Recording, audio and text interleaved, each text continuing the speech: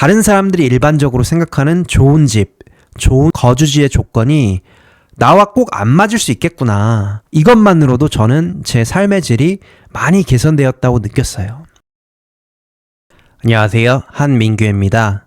오늘은 제가 30대 후반의 나이에 서울이 아니라 왜 연고가 전혀 없는 수원에서 30평 신축 아파트에 혼자 살고 있는지, 그 결정에 이르기까지의 사고 과정과 그동안 거쳐왔던 그 지역에서의 삶을 한번 비교해보는 시간을 가져보려고 합니다. 현재 저는 경기 남부의 중심부라고 할 수 있는 수원역에서 조금 떨어진 재작년에 수원 스타필드가 생긴 화서역과 수원역 사이에 있는 약 4,000세대 정도 되는 비교적 신축 대형 아파트 단지의 30평 아파트에서 혼자 살고 있습니다.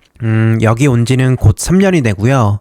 이전에는 분당 정자동에서 3년, 또 그 이전에는 선정역에 라이프 온 투게더라고 하는 그 패스트5에서 런칭했던 쉐어하우스에서 1년 정도 살았습니다. 제 경우에는 서울에서 살다가 직주 근접 때문에 분당으로 이사 온 케이스인데요.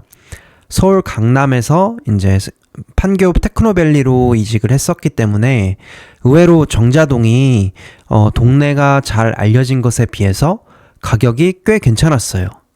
제 경우에는 방 2개에 화장실 하나, 그리고 탄천이 잘 보이는 뷰에 20평대 오피스텔을 제 기억으로는 3,000에 120에 빌렸었는데 같은 조건의 방에 비해서 조금 시세가 낮았던 것 같긴 한데 다른 곳은 아마 150이었을 거예요. 어찌됐건 신분당선 정자역 진짜 바로 코앞에 있고, 음식점들도 많은 카페거리도 가깝고, 바로 건너편에는 탄천공원이 잘 조성되어 있고, 그래서 인프라적으로는 뭐 정말 불만이 전혀 없었을 정도로 서울보다 살기 더 좋았던 것 같아요. 그 중에서도 가장 좋았던 점은 신분당선이 바로 집 앞이었는데, 열차를 탑승하는 거 기준으로 했을 때 강남역까지 딱 20분밖에 안 걸리니까 정말 웬만한 서울 구석에 사는 것보다 서울 핵심 지역의 접근성이 너무너무 좋았고, 지금은 아마 더 좋겠죠? 신분당선이 연장이 되었으니까. 그때는 이제 분당 정자동이 경기도의 인프라적인 장점과 서울에 언제든지 부담 없이 갈 수 있다는 점 때문에 너무너무 좋았던 것 같아요. 근데 이런 장점에도 불구하고 살다 보니까 떠나야겠다라고 결심을 하게 된 이유가 좀 명확하게 생기더라고요. 이게 일반적으로 한국 사회에서 살기 좋다고 생각하는 조건들, 대중교통 접근성이라든지 여러 가지 먹을 게 많다든지 뭐 배달이 편리하다든지 이러한 조건들이 제가 살기에 좋은 조건과 꼭 일치하진 않더라고요. 이 교통이 편리하고 접근성이 좋다는 게 반대로 얘기하면 그만큼 이런저런 사람들이 많이 모여든다는 얘기이기도 합니다. 정자동의 경우에 상당히 특이하게 주거지랑 상업시설이 매우 밀접하게 엉켜 있는데, 특히 유흥가, 모텔촌, 술집들이 역 주변으로 촘촘하게 들어차 있고, 그러다 보니 평일이고 주말이고 낮이고 밤이고 흡연자들이랑 취객들이 거리에 정말 많습니다. 사실 그냥 혼자 살았으면 참고 살 수도 있었을 것 같은데, 제가 이제 대형견을 키우고 있다 보니까 이 아이들이 매일 하루에 3번씩 산책을 반드시 나가야 되는데, 그러다 보니까 어쩔 수 없이 좀 불가피하게 충돌이 좀 잦았습니다. 왜 그런지 모르겠는데 술 마시면 그렇게 강아지한테 아는 척을 하고 싶어하고 계속 말을 걸어오기 때문에 좀 곤란했던 적이 많았던 것 같아요. 또 살고 있던 오피스텔 안에서도 좀 문제가 많았어요.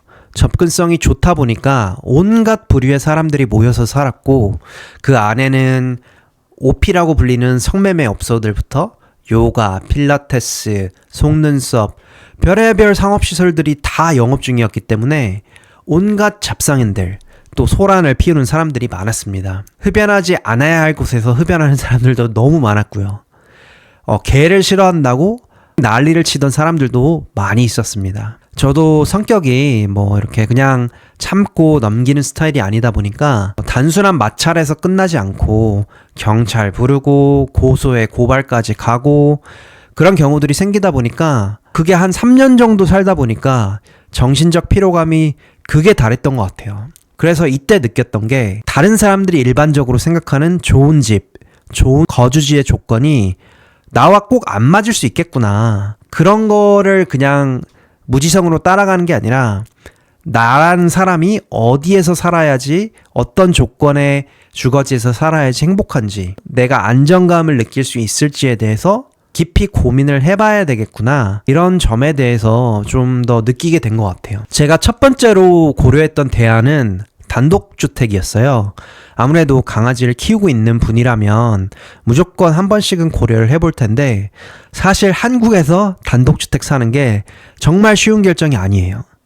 제 경우에는 이제 경기도 광주와 용인시 처인구 단독주택 단지들의 임장을 다녀봤는데요.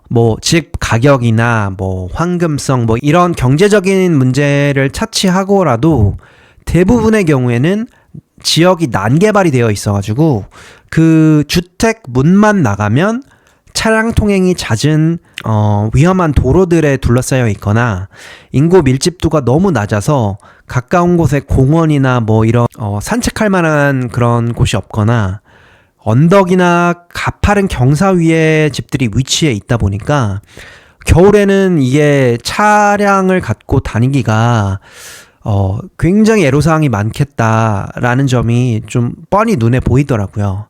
딱 집 안에서 마당 끼고 그것만 바라보고 살기에는 정말 불편한 점이 너무 많아 보였어요. 그래서 제가 임장을 조금씩 다녀보면서 느꼈던 게 나에게 가장 중요한 건 조용하게 그리고 안전하게 산책할 수 있는 거주지, 주변 환경이라는 점을 조금 깨달았던 것 같아요. 유흥이나 상업시설과도 불편해도 괜찮으니까 차라리 거리가 있었으면 좋겠고요. 그런 점에서 처음에는 생각도 하지 않았던 대형 아파트 단지가 꽤 괜찮은 선택지가 되겠더라고요. 대부분 가족 단위, 신혼부부가 아이 키우면서 많이 살고 있다는 점이 제게는 살기에 아주 좋은 조건이었어요. 지금 살고 있는 수원역 인근 신축 대단지 아파트는 사실 제가 어떤 엄청난 고민을 하거나 추천을 받은 게 아니라 네이버 지도로 분당에서부터 시작해서 주변 이제 아파트 단지들을 조금씩 검색해 보면서 찾게 됐었는데 저도 원래 여기 살기 전까지는 몰랐었는데 수원역 북쪽이 원래 대규모 집성촌이 있었다고 해요. 최근에 20년도, 21년까지도 대규모 이제 성매매 집결지가 있었던 곳인데 오랜 기간에 걸쳐서 이것들이 대부분 철수가 되면서 그 자리에 대형 아파트 단지들이 제가 살고 있는 단지 같은 이런 아파트들이 여러 들어섰고 그래서 전세 매물이 굉장히 한꺼번에 많이 나온 상황이었어요. 제가 집을 구할 때.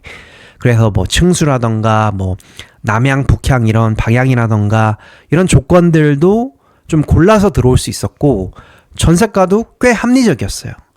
제가 살고 있는 30평 지금 방 3개짜리인데 3억 초반에 들어왔거든요. 22년 말 23년 초에 잠깐 집값이 크게 하락했을 때 그때 아마 기억나시는 분들도 있을 거예요. 그때 전세가도 꽤 많이 내려갔었는데 그래서 제가 살기 전분이 이제 첫 입주였는데 그분들은 4억대 중반으로 들어왔었거든요. 그래서 제가 이전 전세가보다 거의 1억 넘게 낮게 들어왔으니까 저는 가격적인 측면에서는 굉장히 만족했던 것 같아요. 사실 지금 살고 있는 단지가 수원역이랑 도어 투 도어로 하면 20분이 넘게 걸려요. 그리고 길도 꽤 구불구불하게 이렇게 가야 돼가지고 대중교통 접근성은 정말 좋지 않습니다. 서울 가는 버스도 단지 이 안쪽으로 들어오는 게 아니라 단지 바깥쪽만 지나쳐 가기 때문에 되게 거리가 애매해요. 그렇다고 해서 차를 타고 다니기 좋냐? 그것도 아니에요. 왜냐면 가장 가까운 IC가 15분 정도 걸리는데 이 도로가 또 출퇴근 시간에는 굉장히 막혀요. 그래서 이게 여러 가지 측면에서 교통이 조금 좋지 않은 그런 곳이고요. 그런데 반대로 그렇기 때문에 조용하고 깨끗해요.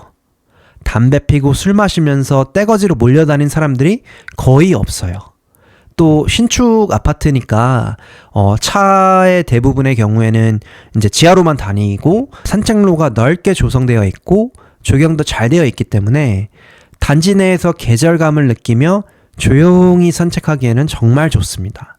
이것만으로도 저는 제 삶의 질이 많이 개선되었다고 느꼈어요.